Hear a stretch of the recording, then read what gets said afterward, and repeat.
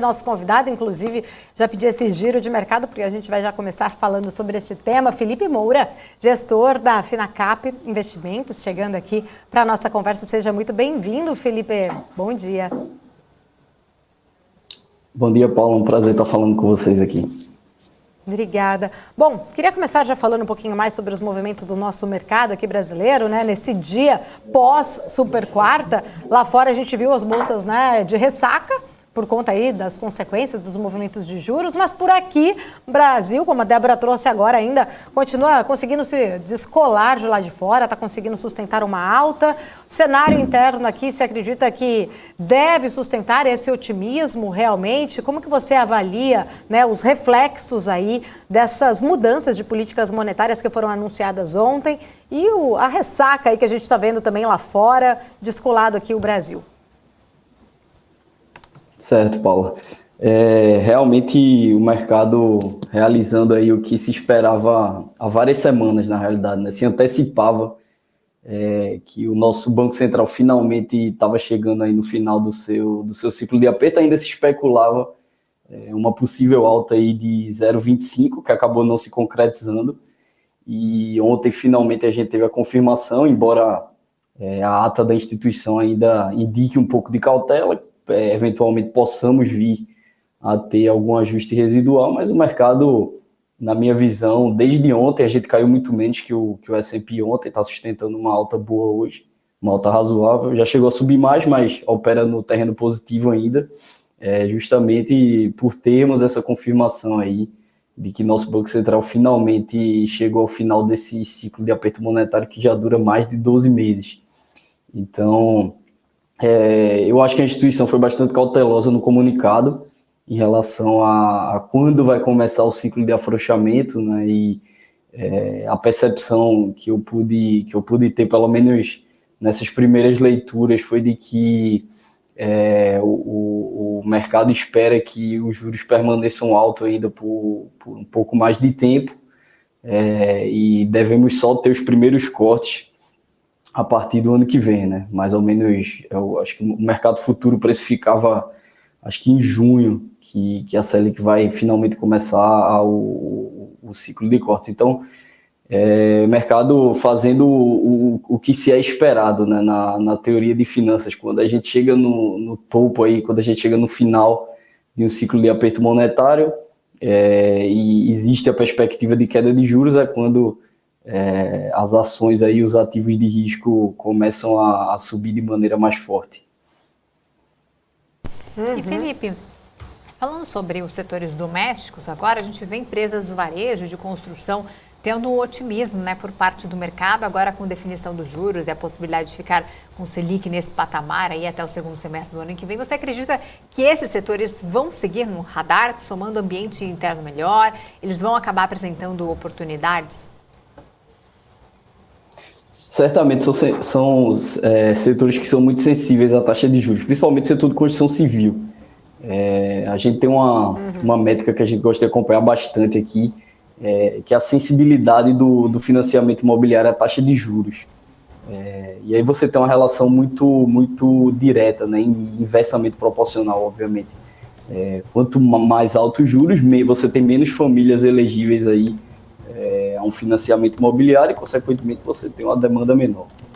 E o contrário é verdadeiro. Se você tem um juros menor, você tem um número muito maior de famílias elegíveis a financiamento imobiliário e, consequentemente, você aumenta bastante a demanda. Então, é naturalmente o segmento que todo o setor doméstico ele é muito sensível ao ciclo de juros, mas o setor de construção civil ilustra bem isso.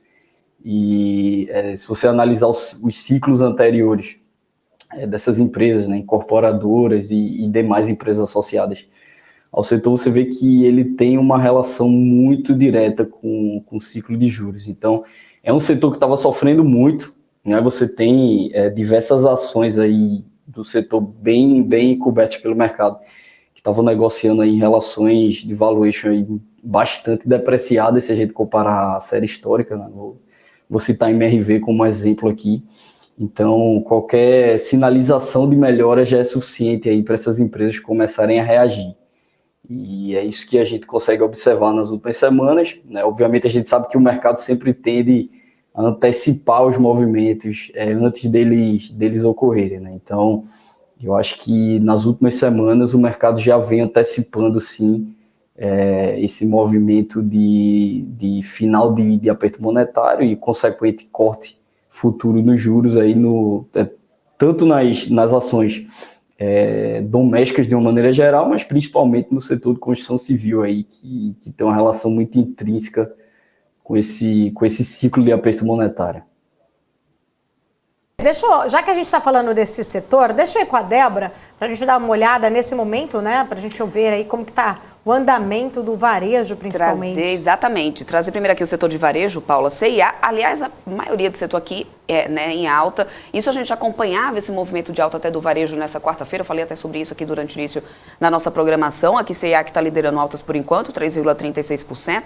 O Grupo Soma sobe 2,31%, Natura 1,22%.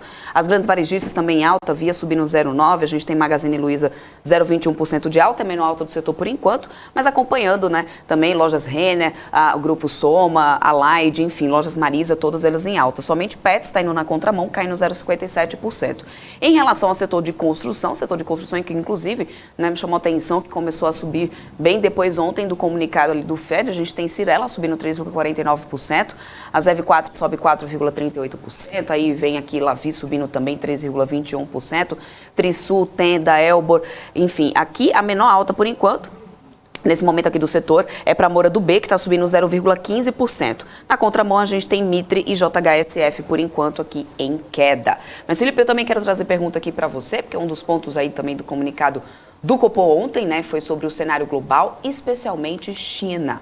A desaceleração da economia por lá, né, trouxe impactos no setor de commodities por aqui, logo de cara. E eu queria entender como que está a sua perspectiva para esse setor, falando de minério e também de petróleo. Dá para poder ver projeções de alta para esses setores? Certamente, quando a gente fala de commodities, é inevitável não colocar a China na equação. E realmente a gente vem tendo aí alguns desdobramentos no país que preocupam um pouco ao setor. O setor de commodities, né, materiais básicos, um setor que vem performando muito bem nos últimos meses, por esse cenário de alta estrutural que a gente tem vem tendo nas commodities, por uma série de questões, principalmente de gargalos logísticos aí e a consequente acentuação devido à guerra. Eu acredito que a gente tem um cenário que estruturalmente esses papéis devem se manter alto, mas também é importante ter um pouco de cautela, porque agora que a gente tem essa sinalização de inversão de juros, é natural que possa ocorrer alguma inversão nos portfólios aí e muitos investidores, né, tanto institucionais como fundos, comecem a girar um pouco do seu portfólio aí para o setor mais interno, né, associado ao ciclo de consumo e economia interna.